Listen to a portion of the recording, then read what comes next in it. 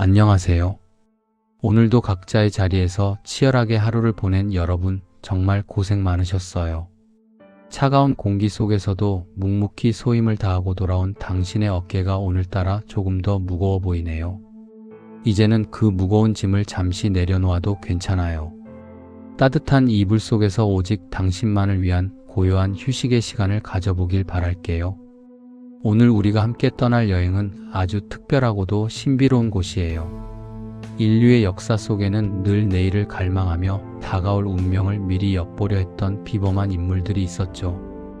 오늘 이 시간에는 동서양을 막론하고 전 세계적으로 엄청난 유명세를 떨쳤던 전설적인 예언자 15인의 이야기를 깊이 있게 들여다보려고 해요. 그들이 도대체 어떤 놀라운 미래를 예언했는지, 그리고 그 예언들 중에서 소름 돋게 적중하여 세상을 놀라게 했던 순간은 언제였는지 하나하나 짚어볼 거예요. 물론 예언가라는 이름이 무색하게 허무하게 틀려버려 인류를 머쓱하게 만들었던 팩트들도 하나도 빠짐없이 장황하고 세밀하게 파헤쳐 볼 예정이랍니다. 과연 그들이 보았던 환상은 진실이었을까요? 아니면 시대를 앞서간 정교한 지략이었을까요? 15인의 예언자가 남긴 거대한 운명의 지도를 이제 본격적으로 펼쳐보려 해요. 자, 이제 편안하게 누워보세요. 굳이 영상을 보려고 애쓰지 않아도 괜찮답니다. 그저 전해드리는 이야기에 귀를 기울이며 천천히 눈을 감아보세요. 제가 들려드리는 문장 하나하나를 물감 삼아 여러분의 머릿속에서 나만의 멋진 영상을 그려보는 거죠. 깊은 호흡과 함께 긴장을 풀고 시간을 넘어 들려오는 고대의 경고 속으로 함께 들어가 볼까요? 눈을 감고 잠에 들 시간입니다.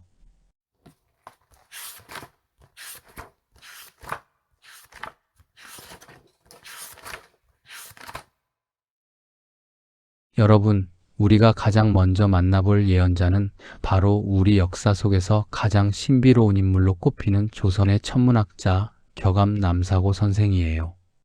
선생은 중종 4년이었던 1509년 경상도 울진에서 태어났답니다. 어린 시절부터 영특함이 남달랐던 그는 유교 경전뿐만 아니라 천문, 지리, 관상, 복서에 이르기까지 세상의 모든 이치를 깨우치기 위해 평생을 바쳤죠.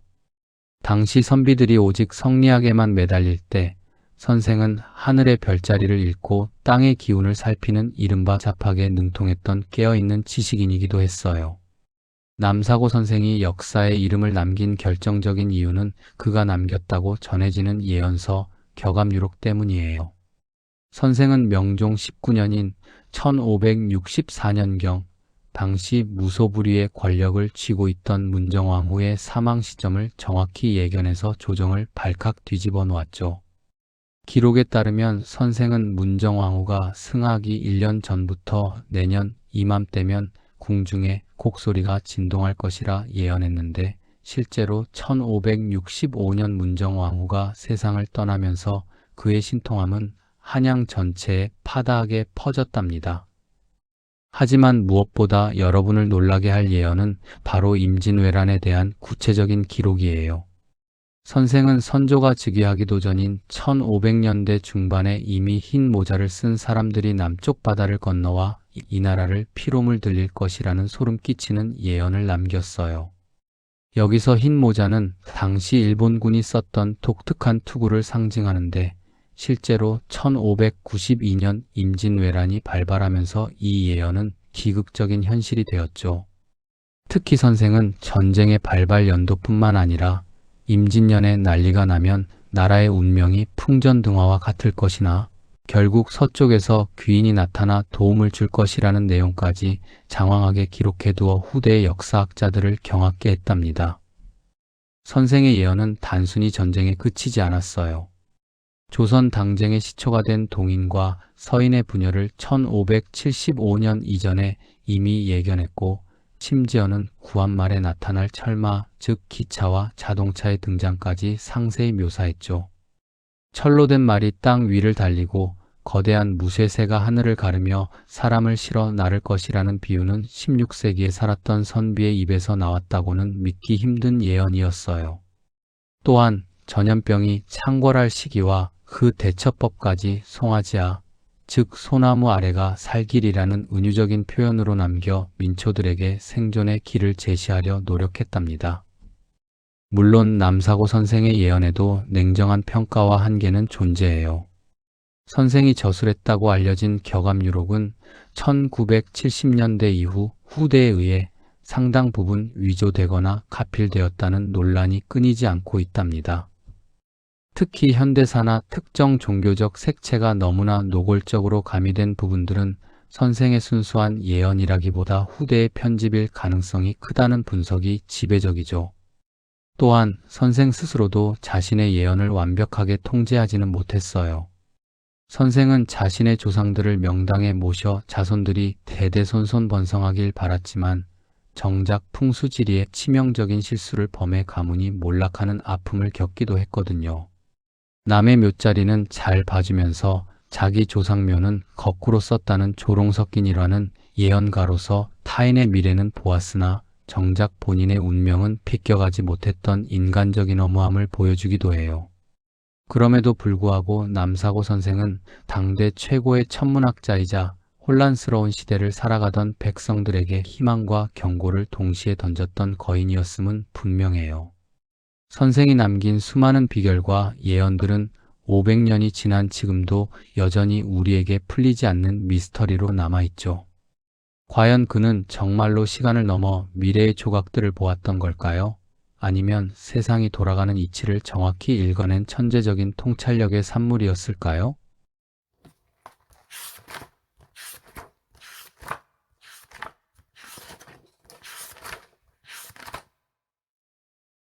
여러분, 이번에 우리가 만나볼 예언자는 일본 역사에서 성인으로 추앙받는 인물이자 미스터리한 예언을 남긴 쇼토쿠 태자예요. 태자는 서기 574년 일본의 요메이 천황의 아들로 태어났답니다. 그는 태어날 때부터 예사롭지 않았는데 동시에 8명의 말을 한꺼번에 알아듣고 명쾌한 판결을 내렸다는 전설적인 일화로도 아주 유명하죠. 하지만 쇼토쿠 태자가 오늘날까지 예언가로서 주목받는 진짜 이유는 그가 남겼다고 전해지는 신비로운 예언서 미래기 때문이랍니다. 태자는 622년 세상을 떠나기 전 일본의 앞날을 내다본 수많은 기록을 남겼다고 전해져요. 그중 가장 소름 돋는 팩트는 일본의 수도가 나라와 교토를 거쳐 결국 동쪽의 에도, 즉 지금의 도쿄로 옮겨갈 것을 정확히 예견했다는 점이죠.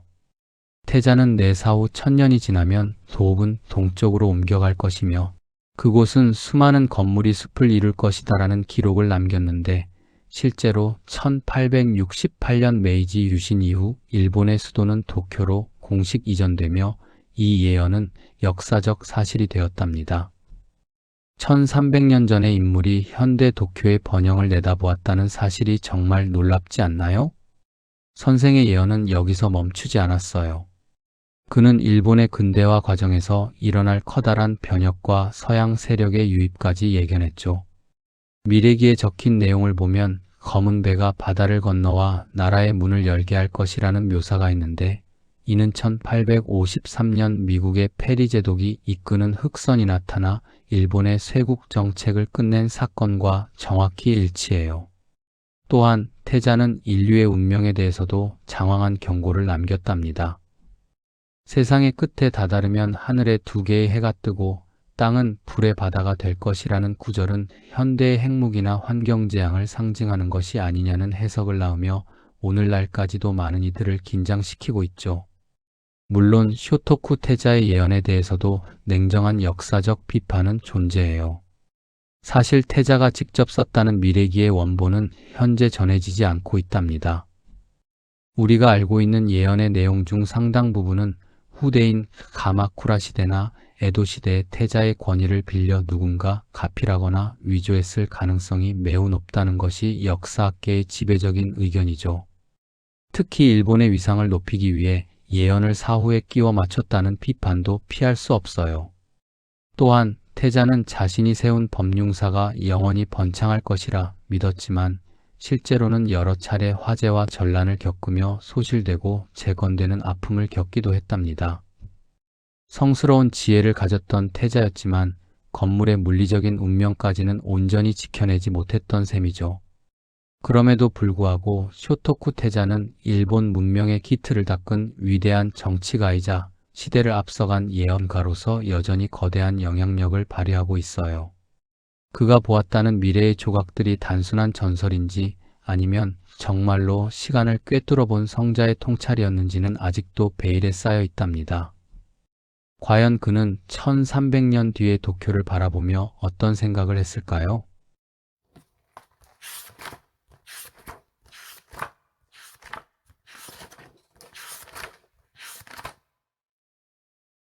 여러분, 이번에 우리가 함께 찾아갈 곳은 화려한 문명을 꽃피웠던 7세기의 당나라예요.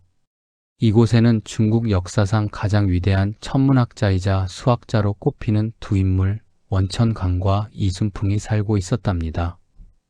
원천강은 서기 573년경에 태어나 관상과 점술에 통달했고, 그보다 조금 젊은 이순풍은 602년에 태어나 당대 최고의 수학자로 이름을 떨쳤죠. 두 사람은 당 태종 이세민의 전폭적인 신뢰를 받으며 국가의 대소사를 결정하는 천문기구인 태사국에서 함께 일했답니다. 두 사람이 오늘날까지 전설로 남은 이유는 태종의 명을 받아 치필한 예언서 추배도 때문이에요. 어느 날 태종은 이들에게 당나라와 중국의 국운이 어떻게 될지 예언해 보라는 특명을 내렸죠. 두 사람은 각자 방에 들어가 명상에 빠졌는데 특히 이순풍은 자신의 수학적 계산과 천문학적 지식을 총동원해 미래를 보기 시작했어요. 그런데 이순풍이 미래의 조각들에 너무 깊이 매몰된 나머지 당나라의 운명을 넘어 무려 수천 년 뒤의 인류 역사까지 예언을 쏟아내기 시작한 거예요. 이때 원천강이 이순풍의 등을 툭 밀며 천기누설이 너무 심하니 그만두게라고 말렸는데 바로 여기서 등을 밀다라는 뜻의 추배도라는 이름이 탄생했답니다. 추배도 안에는 60개의 그림과 시가 담겨 있는데 그 적중률은 소름이 돋을 정도예요. 가장 유명한 이야기는 당나라 초기에 이미 중국 최초의 여왕제인 측천무후의 등장을 예견했다는 점이죠. 무씨 성을 가진 여인이 나타나 당나라의 성씨인 이씨를 억누를 것이라는 구체적인 묘사가 담겨 있었고 실제로 690년 측천무후가 주나라를 세우며 황제가 되자 이 예언은 역사적 사실이 되었답니다. 그뿐만 아니라 이 기록에는 현대의 알록산에 난 755년부터 시작해 청나라의 멸망 1912년, 심지어 제2차 세계대전의 종결과 현대의 첨단 무기 체계까지 상징적인 그림과 시로 장황하게 예언되어 있어 전 세계 역술가들을 경악게 하고 있죠. 물론 추배도에 대해서도 냉정한 역사적 비판은 피할 수 없어요.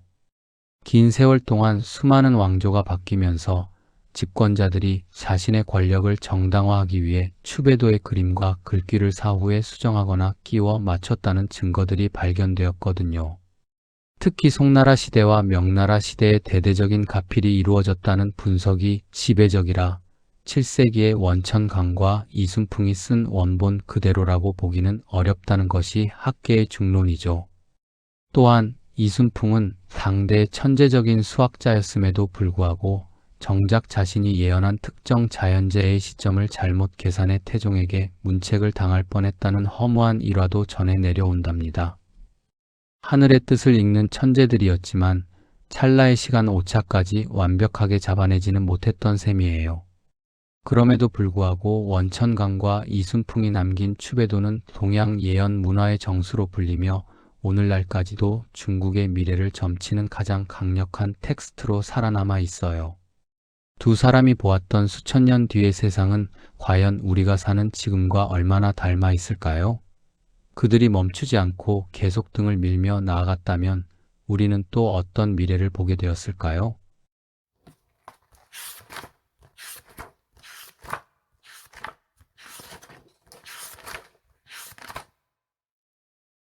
여러분, 이제 우리는 동양의 신비로운 기록들을 뒤로하고 서구 문명의 요람이라 불리는 고대 그리스의 험준한 파르나소 스산 자락으로 떠나보려 해요. 그곳에는 기원전 8세기경부터 무려 1100년이라는 기나긴 세월 동안 왕들의 운명과 국가의 존립을 결정지었던 신비로운 여인들이 있었답니다. 바로 아폴론 신전에서 신의 목소리를 대신 전하던 무녀 피티아들이에요. 피티아는 한 사람의 이름이 아니라 대를 이어 신탁을 전하던 여성 사제들을 통칭하는 명칭이었죠. 기록에 따르면 초기에는 정숙한 처녀가 이 역할을 맡았지만 훗날에는 50세 이상의 여성이 사제복을 입고 평생을 신전의 깊은 동굴 안에서 보내게 되었답니다. 이들은 델포이 신전의 가장 깊숙한 곳에 앉아 바위 틈새에서 피어오르는 묘한 연기를 마시며 무아지경 상태에서 신의 계시를 쏟아냈다고 전해져요. 피티아의 예언 중 역사적으로 가장 뼈아픈 팩트로 기록된 사건은 기원전 546년 리디아의 왕 크로이소스와의 일화예요. 당시 막강한 부를 자랑하던 크로이소스는 페르시아라는 신흥 강국을 칠 것인지 고민하며 델포이의 신탁을 물었죠. 이때 피티아는 왕이 강을 건너 전쟁에 나선다면 하나의 대국이 멸망할 것이다라는 아주 모호한 예언을 남겼답니다. 크로이소스 왕은 그 대국이 당연히 페르시아일 거라 믿고 자신만만하게 할리스강을 건넜지만 결국 멸망한 대국은 바로 자신의 나라 리디아였죠. 피티아의 말은 틀리지 않았지만 인간의 욕심이 섞인 해석이 비극을 불러온 대표적인 사례로 꼽히고 있어요. 또 하나의 유명한 기록은 기원전 480년 페르시아의 100만 대군이 그리스를 침공했을 때의 일이에요. 아테네 사람들은 절망적인 상황에서 피티아를 찾았고 그녀는 나무 성벽만이 너희를 보호할 것이다 라는 수수께끼 같은 말을 남겼죠.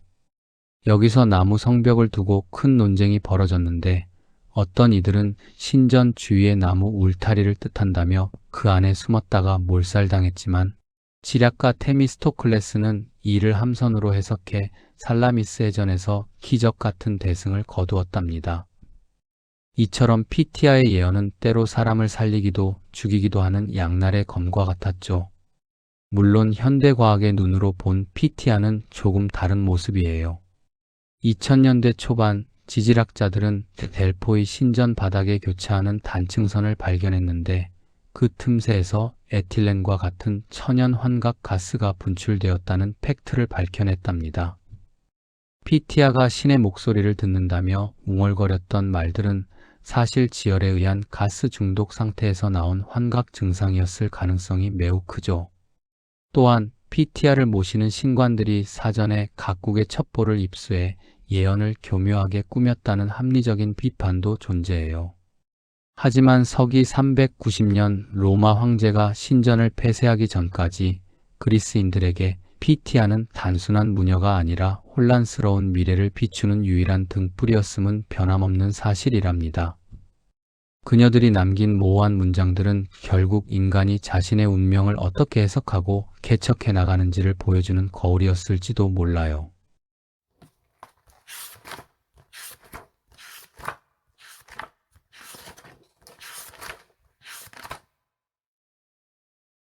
여러분, 이제 우리는 그리스의 자욱한 가스 안개를 지나 16세기 르네상스 꽃이 피어나던 프랑스의 번화한 거리로 옮겨가 보려 해요.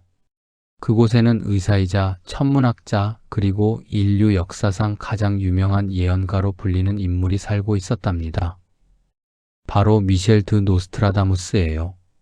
그는 서기 1503년 12월 프랑스 남부의 아름다운 도시 생레미에서 태어났죠. 어린 시절부터 할아버지에게 수학과 천문학, 고전 언어를 배우며 남다른 천재성을 보였던 그는 훗날 몽펠리에 대학에서 의학을 공부하며 흑사병 환자들을 치료하는 유능한 의사로 명성을 떨치기도 했답니다. 하지만 노스트라다무스가 전 세계적인 미스터리의 주인공이 된 진짜 이유는 그가 1555년부터 출간하기 시작한 예언서 제세기 때문이에요. 그는 미래에 닥칠 재앙과 변혁을 사행시 형식의 수수께끼 같은 문장으로 기록해 두었죠. 그의 예언 중 소름 돋는 팩트로 기록된 첫 번째 사건은 당시 프랑스 국왕이었던 앙리 2세의 죽음에 관한 예언이었어요. 노스트라다무스는 젊은 사자가 늙은 사자를 찌를 것이며 황금 투구 속에 눈이 뚫려 두 개의 상처가 하나가 되어 비극적으로 죽을 것이다라는 시를 남겼답니다. 실제로 1559년 앙리 2세는 몽고메리 백작과의 막합시 합도 중 백작의 부러진 창날이 투구 틈새를 뚫고 눈에 박히는 사고를 당해 폐혈증으로 승하고 말았죠. 이 예언이 적중하면서 노스트라다무스의 명성은 희단 프랑스를 넘어 유럽 전역으로 퍼져나갔답니다. 선생의 예언은 세기를 넘어 현대사까지 꿰뚫고 있었어요. 제4기에는 서유럽 깊은 곳에서 가난한 집안의 아이가 태어나 그의 혀로 거대한 군대를 유혹할 것이다라는 묘사가 있는데, 이는 많은 이들이 20세기 최고의 독재자 히틀러의 등장과 제2차 세계대전의 발발을 정확히 예견한 것이라 해석하고 있죠. 또한 프랑스 대혁명 1789년의 혼란과 나폴레옹의 부상, 심지어는 9.11 테러와 같은 현대의 비극적인 사건들까지 상징적인 은유로 장황하게 기록되어 있어 오늘날까지도 수많은 연구가가 그의 시 구절을 분석하며 미래를 점치고 있답니다.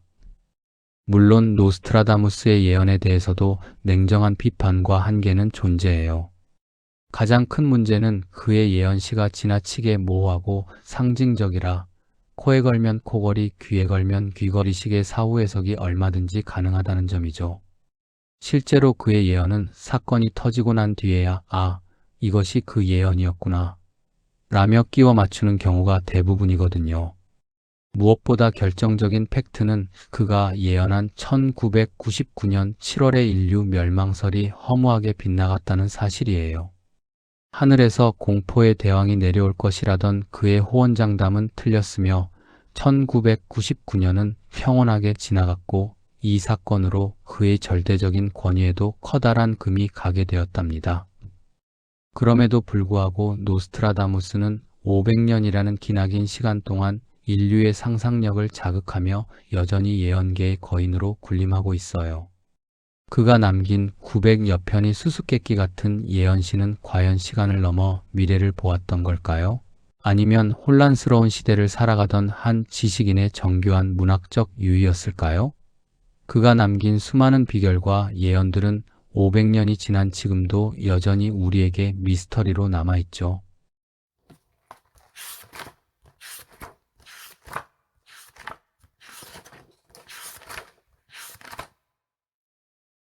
여러분, 이제 우리는 16세기 유럽의 고성을 지나 근대화의 물결이 몰아치던 19세기의 미국으로 발걸음을 옮겨볼까요?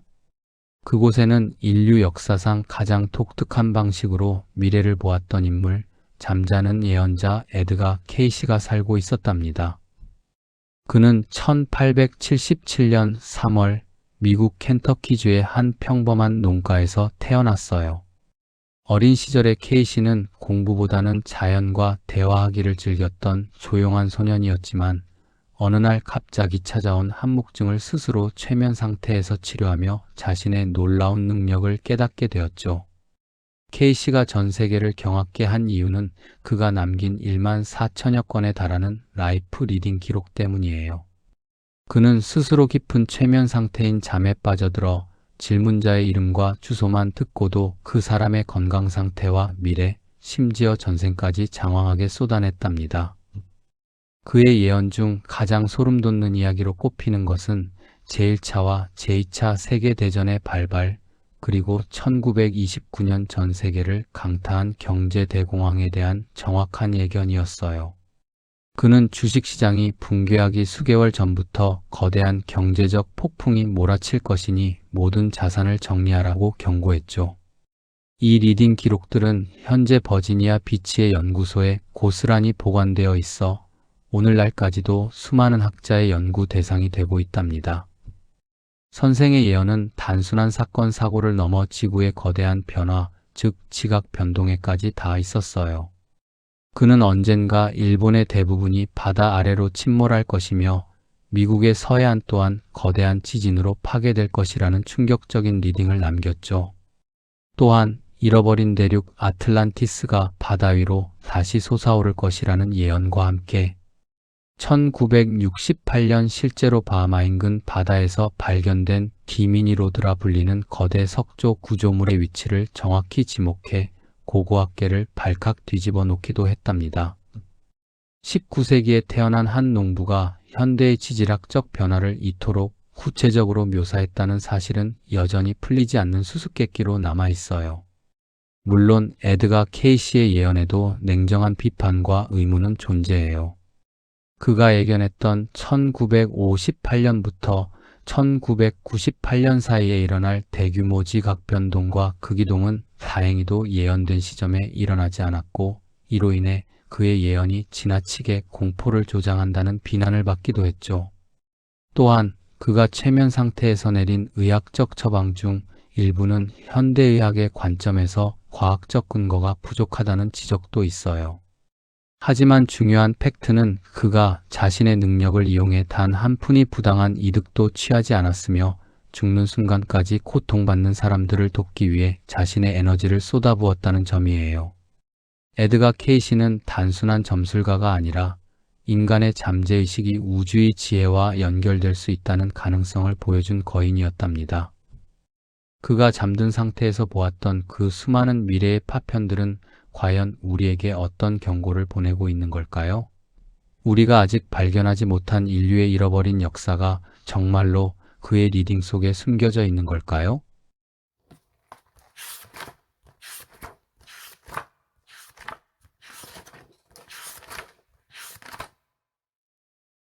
여러분, 이제 우리는 대서양을 건너 동유럽의 험준한 산맥이 자리한 불가리아의 작은 마을로 발걸음을 옮겨볼까요? 그곳에는 평생 어둠 속에 살면서도 누구보다 명확하게 미래의 빛을 보았던 여인 바바 반가가 살고 있었답니다.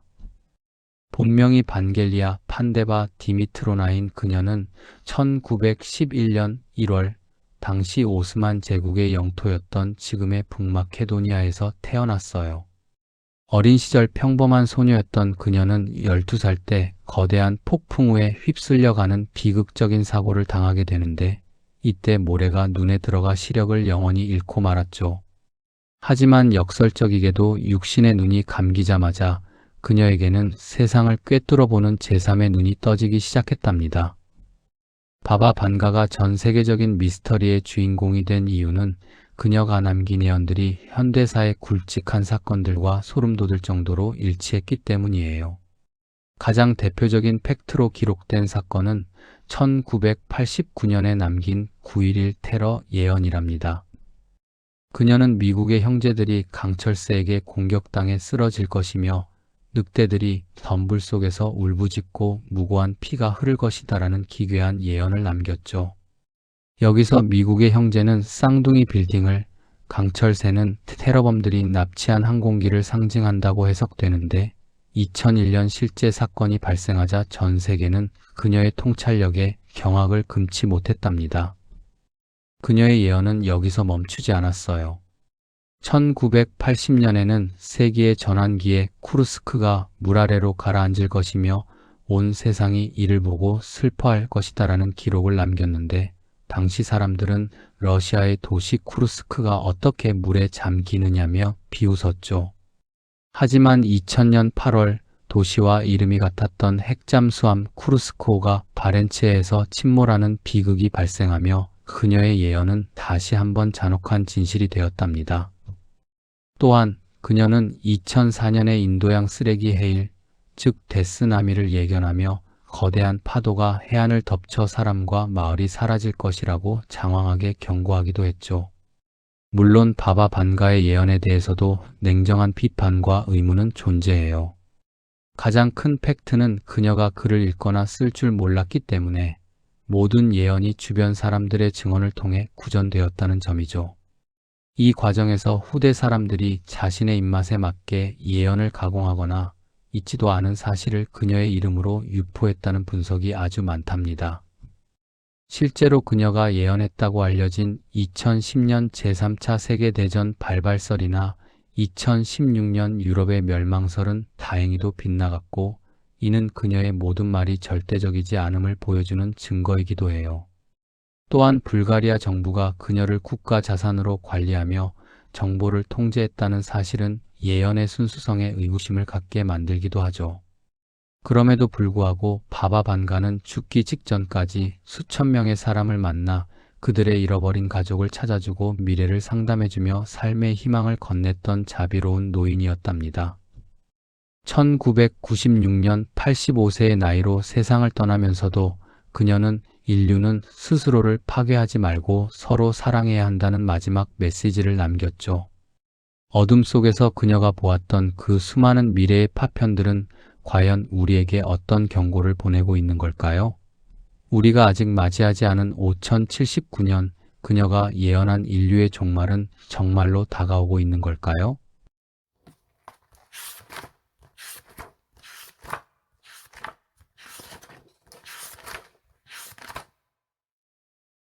여러분, 이제 우리는 불가리아의 신비로운 산골을 떠나 화려한 조명과 치열한 정치가 공존하는 20세기 미국의 워싱턴 DC로 발걸음을 옮겨볼까요? 그곳에는 역대 대통령들의 두터운 신임을 받으며 백악관의 예언가로 불렸던 여인 진 딕슨이 살고 있었답니다.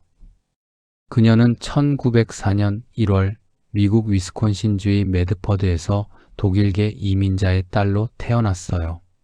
어린 시절 우연히 만난 집시 여인으로부터 너는 장차 전 세계의 운명을 읽게 될 것이다라는 예언과 함께 수정구슬을 선물 받은 이후 그녀의 삶은 평범한 주부에서 국가의 운명을 점치는 상담가로 완전히 바뀌게 되었죠.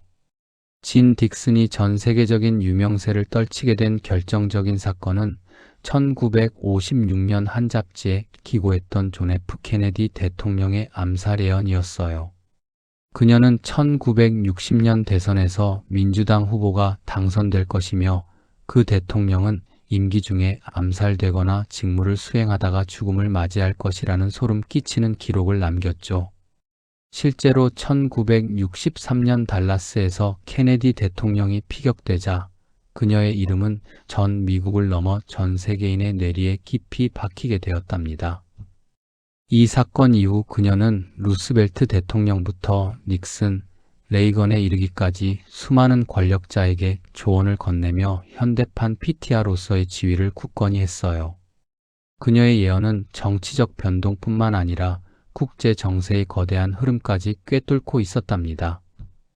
1940년대에 이미 중국이 공산화될 것임을 예견했고 소련의 인공위성 발사와 인도의 간디 수상이 암살될 시기까지 장황하게 기록해두어 정보기관들조차 그녀의 입에 주목하게 만들었죠. 그녀는 항상 미래는 이미 정해져 있는 지도와 같으며 나는 그 지도를 읽어주는 안내자일 뿐이다 라고 말하며 자신의 능력을 신비화하기보다는 하나의 통찰력으로 설명하려 노력했답니다. 물론 진 딕슨의 예언에도 냉정한 비판과 딕슨 효과라는 조롱 섞인 용어가 뒤따랐어요. 통계학자들은 그녀가 쏟아낸 수천 건의 예언 중 극히 일부만 적중했다는 팩트를 지적하며 사람들이 적중한 예언에만 과도하게 의미를 부여하고 틀린 예언은 쉽게 잊어버리는 심리적 현상을 진 딕슨 효과라고 명명했죠.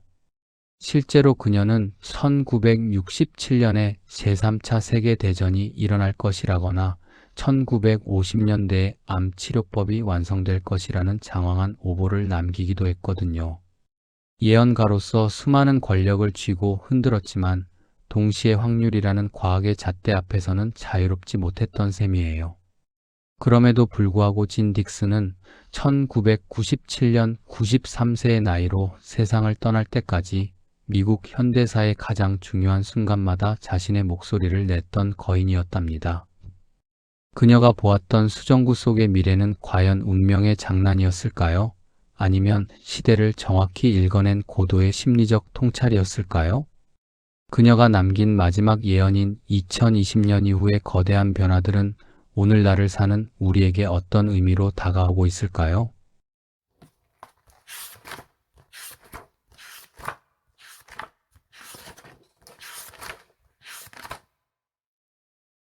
여러분, 이제 우리는 안개 낀 영국의 전원을 떠나 혁명의 불길이 사그라들고 화려한 제국의 야망이 꿈틀대던 18세기의 프랑스 파리로 다시 돌아가 보려 해요.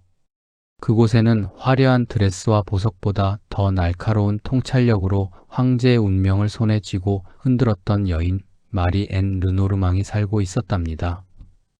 그녀는 1772년 5월 프랑스 노르망디의 작은 도시 알랑송에서 태어났어요. 어린 시절 수녀원에서 교육받던 그녀는 원장 수녀의 파면을 예언했다는 이유로 쫓겨나기도 했지만 오히려 그 사건이 그녀의 신비로운 재능을 증명하는 계기가 되어 파리 사교계의 거물로 성장하게 되었죠.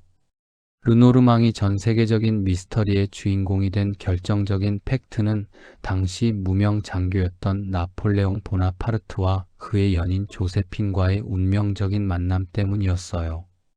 그녀는 조세핀을 처음 본 순간 당신은 조만간 프랑스의 황후가 될 것이지만 결국 황제에게 버림받아 눈물로 세월을 보낼 것이라는 소름 끼치는 예언을 남겼답니다. 실제로 나폴레옹은 황제가 되었고 조세핀은 황후가 되었지만 후사를 잊지 못해 1810년 이혼당하며 그녀의 예언은 잔혹한 현실이 되었죠. 나폴레옹 또한 그녀로부터 러시아 원정은 당신의 몰락을 가져올 비극의 시작이 될 것이라는 경고를 들었음에도 이를 무시했다가 결국 세인트 헬레나 섬에서 쓸쓸히 생을 마감하게 되었답니다. 그녀의 예언은 단순히 황실의 연애사에 그치지 않았어요. 프랑스 대혁명의 주역이었던 로베스피에르와 마라 당통에게 조만간 단두대의 이슬로 사라질 것이라는 죽음의 선고를 장황하게 내뱉어 그들을 공포에 떨게 만들었죠. 그녀는 자신의 예언을 위해 독특하게 고안된 36장의 르노르망 카드를 사용했는데 이는 오늘날까지도 전세계 타로술사들 사이에서 가장 정교한 점술도구로 사랑받고 있답니다. 그녀는 항상 카드는 거짓말을 하지 않는다. 오직 인간의 욕망이 진실을 가릴 뿐이다라고 말하며 냉철한 예언술사의 자세를 유지했죠. 물론 르노르망의 예언에도 냉정한 비판과 의혹은 존재해요. 당시 파리 경찰은 그녀를 사기죄로 여러 번 체포했는데 그녀가 사교계의 온갖 정보와 첩보를 사전에 입수해 예언인 것처럼 꾸몄다는 사실을 지목했답니다. 특히 권력자들의 약점을 파악해 심리적으로 압박했다는 비난도 피할 수 없었죠. 또한 그녀는 자신의 죽음 시점까지 예언하며 화려한 장례식을 준비했지만 정작 그녀의 유산을 두고 벌어진 친척들의 추잡한 소송전은 예견하지 못했다는 허무한 기록도 전해 내려온답니다. 예언가로서 타인의 제국은 보았으나 정작 자신의 사후 평화는 지켜내지 못했던 셈이에요. 그럼에도 불구하고 르노르망은 나폴레옹 시대의 가장 강력한 비공식 권력자이자 현대 타로 점술의 기틀을 마련한 상징적인 인물이었답니다. 1843년 그녀가 세상을 떠날 때 파리 시내의 모든 마차가 멈춰 섰다는 기록은 그녀의 영향력이 얼마나 대단했는지를 보여주죠. 그녀가 뒤집었던 그 신비로운 카드 속의 문양들은 과연 정해진 운명이었을까요? 아니면 시대를 정확히 읽어낸 고도의 심리 게임이었을까요? 그녀가 남긴 마지막 카드 한 장은 오늘날 우리에게 어떤 미래를 암시하고 있는 걸까요?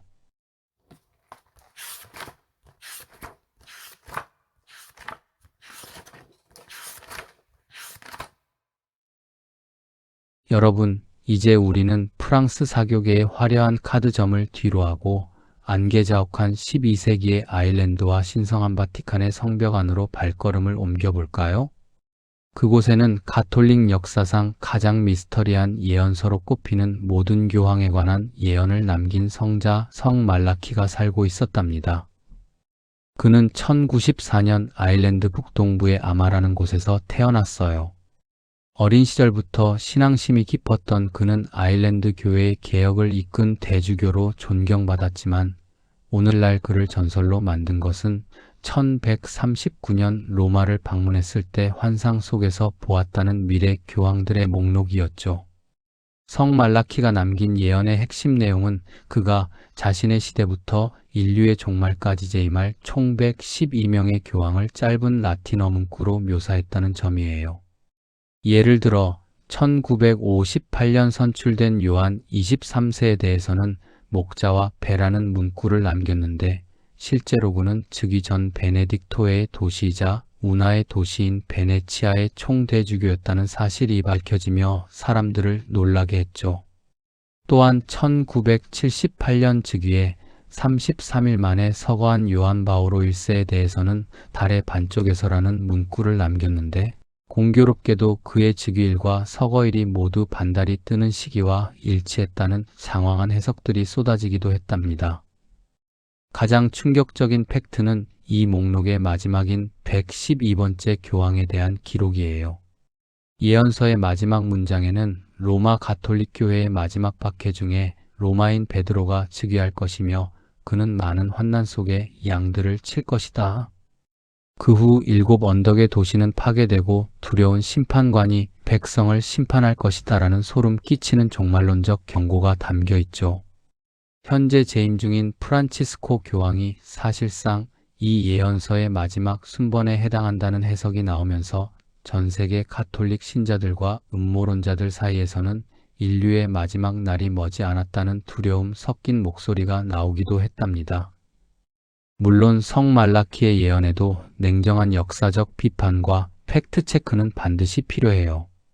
역사학계의 지배적인 의견은 이 예언서가 사실 12세기에 쓰인 것이 아니라 1590년경 교황 선거 과정에서 특정 후보를 지지하거나 반대하기 위해 누군가 위조한 문서라는 것이죠.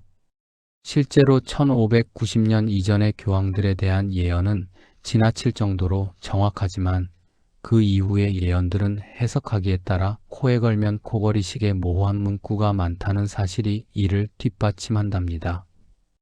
또한 말라키 성자의 공식 전기 작가였던 성 베르나르두스조차 이 거대한 예언에 대해서는 단 한 줄의 언급도 남기지 않았다는 사실은 이 문서의 진위 여부에 커다란 의문을 던지고 있죠. 그럼에도 불구하고 성 말라키의 교황 예언은 수백 년 동안 바티칸의 권위를 뒤흔들고 인류에게 종말에 대한 경각심을 일깨워준 가장 강력한 텍스트 중 하나였답니다. 1148년 그가 세상을 떠난 지 900년이 다 되어가는 지금도 사람들은 새로운 교황이 선출될 때마다 낡은 예언서를 뒤적이며 미래를 가늠해보곤 하죠. 그가 보았던 112명의 목자는 과연 신의 계시였을까요? 아니면 권력을 쫓던 인간이 만들어낸 정교한 속임수였을까요? 우리가 마주한 이 시대가 정말로 예언서가 말하는 마지막 환난의 시기인 걸까요?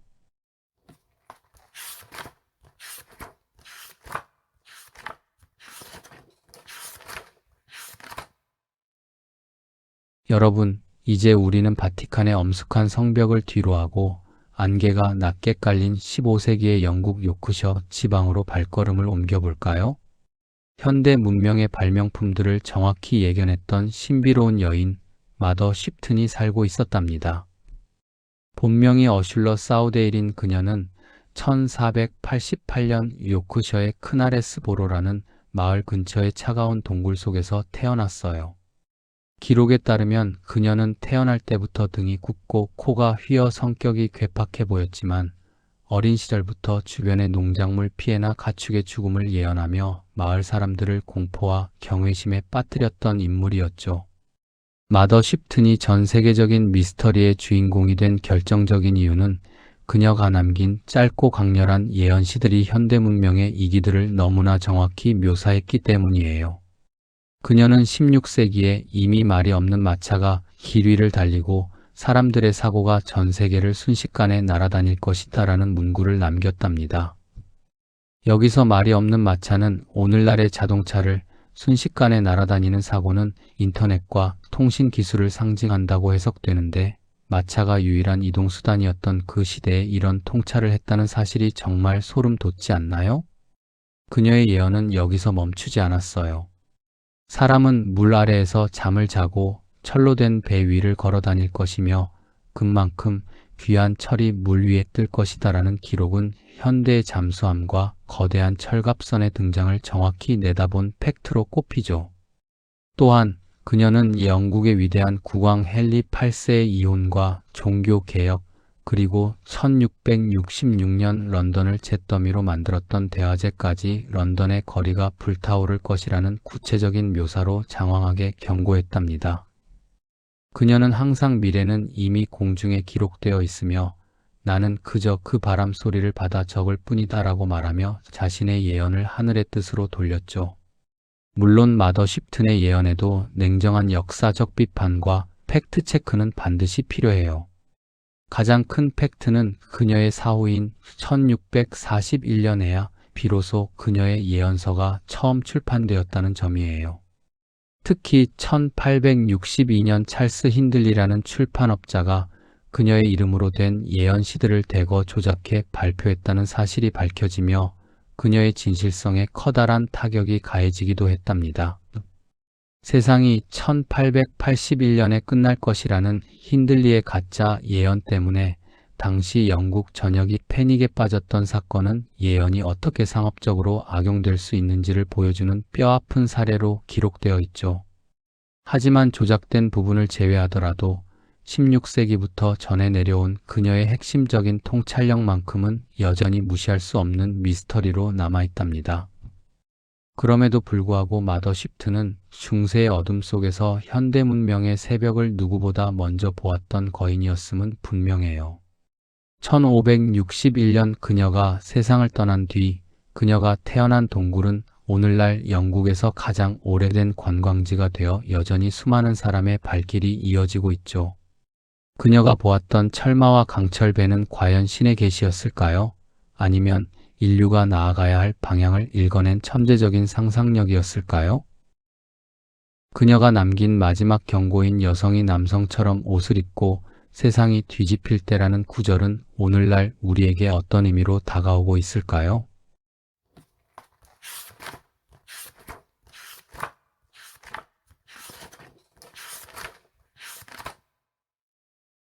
여러분, 이제 우리는 영국의 신비로운 동굴을 떠나 제2차 세계대전의 포화가 가시지 않았던 1940년대의 독일 바이에른주 프리라이싱이라는 작은 마을로 발걸음을 옮겨볼까요? 그곳에는 평생 우물을 파며 소박하게 살았지만 어느 날 갑자기 눈앞에 펼쳐지는 미래의 환영 때문에 고통받아야 했던 사나이 알로이스 이를마이어가 살고 있었답니다. 그는 1894년 6월 독일 바이에른의 농가에서 태어났어요. 제1차 세계대전 당시 병사로 참전해 생사의 갈림길을 넘나들었던 그는 전쟁이 끝난 뒤 고향으로 돌아와 수맥을 찾는 능력을 발휘하며 평범한 이웃으로 살아가고 있었죠. 이를마이어가 전 세계적인 미스터리의 주인공이 된 결정적인 이야기는 제2차 세계대전 직후 전쟁터에서 소식이 끊긴 아들들을 기다리던 어머니들에게 그들의 생사 확인과 귀환 날짜를 정확히 맞히기 시작하면서부터예요. 그는 상대방의 사진만 보고도 이 병사는 현재 어느 포로 수용소에 있으며 몇 월 며칠에 대문을 열고 들어올 것이라고 장황하게 설명했는데 이 예언들이 100% 적중하자 독일 전역에서 그를 바이에른의 투시가라 부르며 구름처럼 몰려들었답니다. 심지어 그는 법정에서 사기꾼으로 몰렸을 때도 판사의 아내가 그 시각집에서 무엇을 하고 있는지 정확히 맞춰 무죄 판결을 받아낸 유명한 일화도 가지고 있죠. 하지만 이를마이어의 예언 중 우리를 가장 긴장하게 만드는 이야기는 바로 미래에 일어날 제3차 세계대전에 관한 구체적인 묘사들이에요. 그는 환영 속에서 어느 날 동쪽에서 수많은 군대가 몰려오며 전쟁이 시작될 것이나 아주 짧고 순식간에 끝날 것이라고 기록했답니다. 특히 하늘에서 무언가가 떨어져 바다에 빠지면 거대한 파도가 도시를 덮칠 것이며 땅 위에는 노란색 선이 그어지고 그 선을 넘는 생명체는 모두 죽음을 맞이할 것이라는 소름 끼치는 묘사를 남겼죠. 여기서 노란 선은 현대의 화학무기나 고성능 드론 전술을 상징한다고 해석되는데 1950년대에 살던 노인이 현대전의 양상을 이토록 세밀하게 보았다는 사실은 여전히 풀리지 않는 수수께끼로 남아있어요. 물론 알로이스 이를마이어의 예언에도 냉정한 비판과 팩트체크는 존재해요.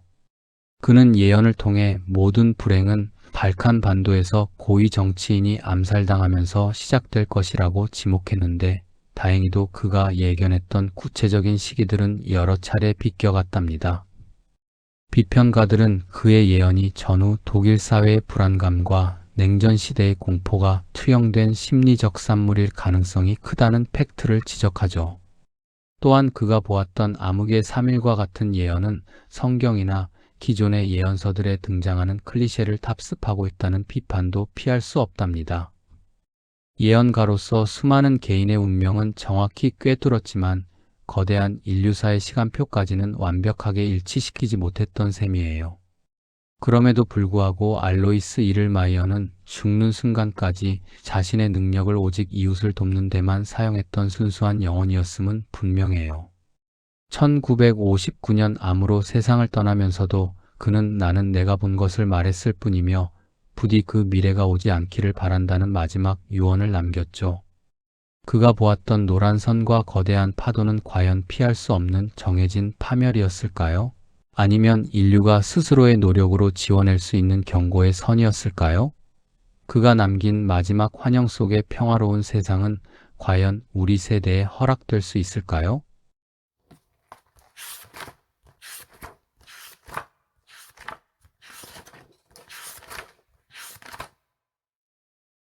여러분, 이제 우리는 독일의 우물 파는 노인을 뒤로하고 거친 산맥과 소박한 농가가 어우러진 19세기의 세르비아, 그 중에서도 신비로운 기운이 흐른다는 작은 마을 크레마나로 발걸음을 옮겨볼까요? 그곳에는 평생 글자 한자 배우지 못한 문맹 농부였지만 어느 날 갑자기 찾아온 영적인 환영을 통해 인류의 잔혹한 미래를 장황하게 쏟아냈던 예언자 미타르 타라빅이 살고 있었답니다. 그는 1829년 크레마나의 평범한 농가에서 태어났어요. 그는 자신의 삼촌인 밀로시 타라빅과 함께 미래를 예견했는데 그가 본 환상들은 당시 마을의 신부였던 자하리치에 의해 꼼꼼하게 기록되어 훗날 크레마나 예언서라는 이름으로 세상에 알려지게 되었죠. 타라빅이 전 세계적인 미스터리의 주인공이 된 결정적인 팩트는 그가 남긴 예언들이 발칸 반도의 운명과 세계 대전의 흐름을 너무나 정확히 묘사했기 때문이에요. 그는 19세기 중반에 이미 세르비아의 오브레노비치 왕조가 멸망하고 다른 왕조가 들어설 것이며 결국 오스트리아와 거대한 전쟁을 치르게 될 것이라고 예견했답니다. 실제로 1903년 쿠데타로 왕조가 바뀌고 1914년 제1차 세계대전이 발발하자 사람들은 그의 기록을 다시금 꺼내보며 경악을 금치 못했죠. 또한 그는 모든 민족이 하나로 뭉쳤다가 다시 뿔뿔이 흩어질 것이라며 유고슬라비아 연방의 탄생과 붕괴까지 장황하게 묘사해 정치학자들조차 그의 통찰력에 혀를 내둘렀답니다. 하지만 타라빅의 예언 중 우리를 가장 소름 끼치게 만드는 이야기는 현대 문명에 대한 기괴할 정도의 구체적인 묘사들이에요. 그는 환영 속에서 사람들이 땅 아래에 구멍을 뚫어 검은 피를 뽑아낼 것이며 그 피가 그들에게 힘을 주겠지만 땅은 고통으로 울부짖을 것이라고 기록했답니다. 여기서 검은 피는 오늘날의 석유를 상징하며 작은 상자 안에 있는 이미지들을 보며 사람들이 대화하고 먼 곳의 소식을 들을 것이라는 묘사는 텔레비전과 인터넷의 등장을 정확히 내다본 팩트로 꼽히죠. 19세기 세르비아의 외딴 산골 농부가 오늘날 우리가 누리는 기술적 풍요와 그에 따른 환경 파괴를 이토록 세밀하게 보았다는 사실은 여전히 풀리지 않는 수수께끼로 남아 있어요. 물론 미타르 타라빅의 예언에도 냉정한 비판과 팩트체크는 반드시 필요해요. 가장 큰 문제는 그의 예언을 기록한 자하리치 신부의 원본이 전쟁 중에 소실되었고 오늘날 전해지는 내용은 사후에 여러 사람의 손을 거쳐 재구성되었다는 점이죠. 비평가들은 현대 해석가들이 이미 일어난 사건에 맞춰 문구들을 교묘하게 다듬었을 가능성이 크다는 팩트를 지적한답니다.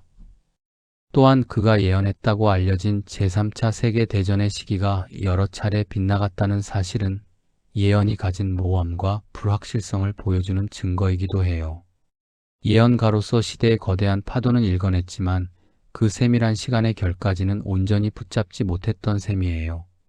그럼에도 불구하고 미타르 타라빅은 인류가 기술의 노예가 되어가고 있음을 경고했던 가장 원초적이고 정직한 예언가였음은 분명해요. 1899년 그가 세상을 떠나면서도 그는 사람들이 영혼을 잃어버리고 오직 물건만을 쫓을 때 진정한 위기가 올 것이라는 마지막 메시지를 남겼죠. 그가 보았던 검은 피와 작은 상자들은 과연 인류에게 축복이었을까요? 아니면 파멸로 가는 아름다운 덫이었을까요? 그가 남긴 마지막 환영 속에서 사람들은 다시 자연으로 돌아가 평화를 찾을 수 있을까요?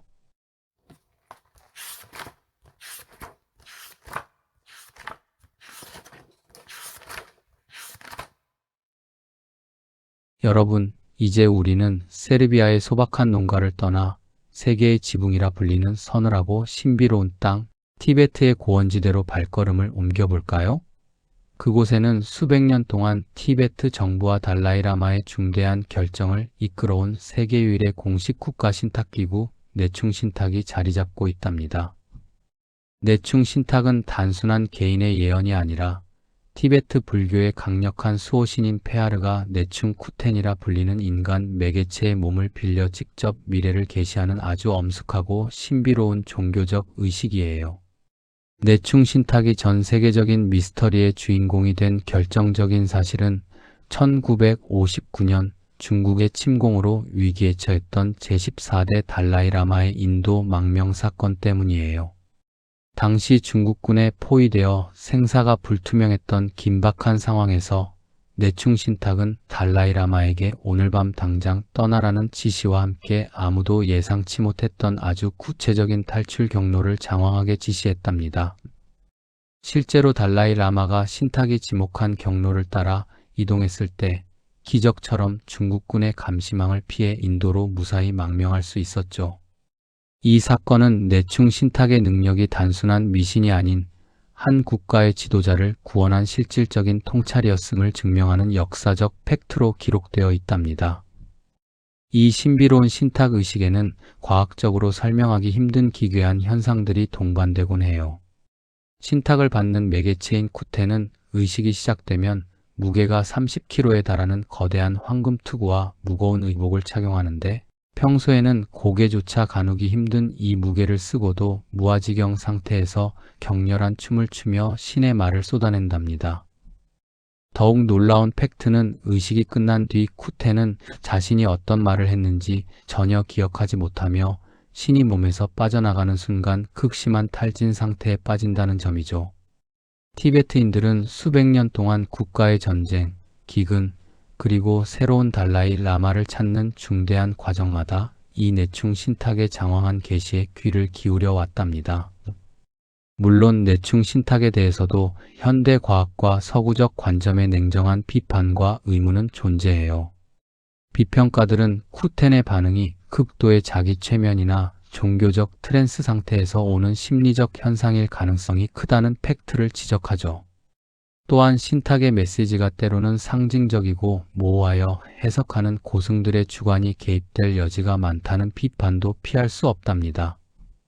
하지만 티베트 망명 정부가 민주주의 체제를 도입한 오늘날에도 여전히 중요한 국가 대사의 내충 신탁의 자문을 구한다는 사실은 이 고대의 지혜가 현대 사회에서도 여전히 강력한 정신적 지주 역할을 하고 있음을 보여주는 증거이기도 해요.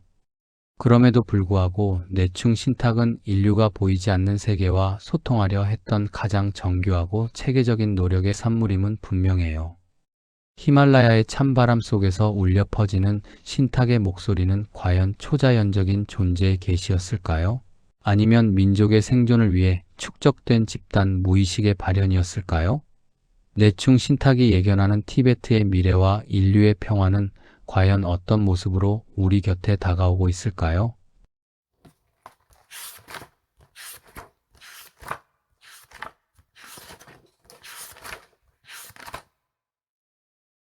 여러분, 이제 우리는 히말라야의 신비로운 신탁 소리를 뒤로하고 열정의 나라 브라질의 평온한 도시 미나스제라이스로 발걸음을 옮겨볼까요? 그곳에는 인류 역사상 가장 독특한 방식으로 미래의 재앙을 막으려 노력했던 인물 주세리노 노브레가 다루즈가 살고 있답니다. 그는 1960년 브라질에서 태어났어요. 평범한 영어 교사로 살아가던 그는 9살 때부터 꿈속에서 미래의 사건들을 생생하게 목격하기 시작했는데 그 환영들이 단순히 개인의 운명이 아닌 인류 전체의 거대한 비극임을 깨닫고 이를 세상에 알리는 경고의 전령이 되기로 결심했죠. 주세리노가 전 세계적인 미스터리의 주인공이 된 결정적인 팩트는 그가 예언한 내용을 사건이 터지기 수년 혹은 수십 년 전에 해당 당사자나 정부 기관에 공증된 편지로 보냈다는 점이에요. 가장 대표적인 팩트로 꼽히는 것은 1989년에 이미 2001년 미국의 9.11 테러를 정확히 예언해 백악관에 경고 편지를 보냈던 사건이죠. 그는 편지에 테러의 정확한 날짜와 비행기가 부딪힐 건물의 이름까지 장황하게 기록해 두었답니다. 또한 2004년 인도양 쓰나미 사건 역시 발생 8년 전인 1996년에 인도네시아 정부에 경고 서한을 보냈다는 기록이 공증 문서로 남아있어 현대판 노스트라다무스라는 별칭을 얻게 되었죠. 그의 예언은 유명 인사들의 신변 변화에 대해서도 소름 끼칠 정도로 구체적이었어요. 팝의 황제 마이클 잭슨에게는 약물 오남용으로 인한 심정지를 조심하라는 편지를, 영국의 다이애나 비에게는 터널 안에서의 자동차 사고를 경고하는 서한을 장황하게 써 보냈던 사실이 전해지죠. 주세리노는 항상 나는 예언가가 아니라 미래를 미리 보고 그 비극을 바꾸기 위해 노력하는 조언자일 뿐이다라고 말하며, 예언의 목적이 마치는 것에 있는 것이 아니라 인류의 행동을 변화시켜 재앙을 피하는 데 있음을 강조했답니다. 물론 주세리노의 예언에도 냉정한 비판과 논란은 존재해요. 가장 큰 팩트는 그가 보냈다는 수많은 편지 중 상당수가 사건이 발생한 후에야 공개되거나 공증 날짜에 대한 조작 의혹이 제기되었다는 점이죠. 비평가들은 그가 쏟아내는 수많은 예언 중 빗나간 것들이 훨씬 더 많으며 이를 사후 확증 편향으로 해석하기도 한답니다. 실제로 그가 경고했던 2010년대 중반의 거대한 지각 변동이나 특정 국가의 전멸 예언은 다행히도 빗나갔고, 이는 그의 예언이 절대적인 운명이 아님을 보여주는 증거이기도 해요. 예언가로서 인류에게 경종을 울리려 했지만 때로는 그 공포의 무게가 진실을 가리기도 했던 셈이에요.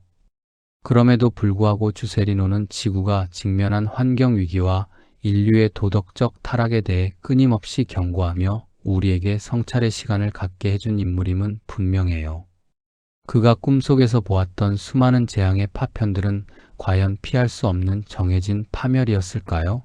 아니면 우리가 지금 당장 손을 맞잡고 바꾸어 나갈 수 있는 선택의 결과였을까요?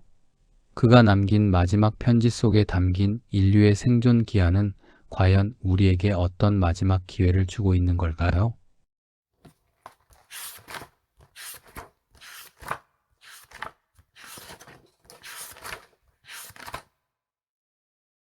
여러분, 이제 우리는 수천 년의 시간을 가로질러 고대의 신탁부터 현대의 경고 편지까지 인류 역사에 굵직한 발자국을 남긴 예언자들의 신비로운 기록들을 모두 살펴보았어요. 남사고의 격암 유록부터 주세리노의 경고 서한에 이르기까지 그들이 보았던 미래의 파편들은 때로는 소름 끼칠 정도로 정확했고, 때로는 허무한 빗나감으로 우리를 안도하게 만들기도 했죠. 하지만 우리가 이 긴 이야기를 통해 가슴 속에 새겨야 할 진짜 사실은 예언의 목적이 결코 정해진 파멸을 선고하는 데 있지 않다는 점이에요. 예언가들이 남긴 수많은 경고와 상징적인 문구들은 사실 우리가 지금 이 순간을 얼마나 소중히 여기며 살아가야 하는지를 일깨워주는 거울과도 같답니다. 인류의 운명은 이미 쓰인 대본처럼 흘러가는 것이 아니라 오늘 우리가 나누는 사랑과 배려, 그리고 주변을 아끼는 작은 마음들이 모여 매 순간 새롭게 기록되고 있는 것이니까요. 그들이 보았던 어두운 구름은 우리가 빛을 향해 나아갈 방향을 가르쳐주는 나침반이었을지도 몰라요. 이제 그 신비롭고 장황했던 미래의 기록들은 잠시 내려놓으세요. 여러분, 정말 오늘도 고생 많으셨어요. 치열했던 하루의 소음은 모두 잊어버리고 이제 여러분의 지친 몸과 마음을 고요한 밤의 품에 온전히 맡겨보세요. 기록된 미래가 무엇이든 여러분의 오늘은 충분히 아름다웠고 여러분은 최선을 다해 하루를 살아냈답니다. 이제 모든 걱정과 불안은 저 멀리 안개 속으로 흘려보내고 그 누구도 침범할 수 없는 여러분만의 평화로운 꿈결 속으로 깊이 빠져들 시간이에요. 내일 아침 눈을 떴을 때 여러분 앞에는 그 어떤 예언보다 더 찬란하고 희망찬 현실이 기다리고 있을 거예요. 여러분, 이제 진짜 잠에 들 시간입니다. 잘 자요.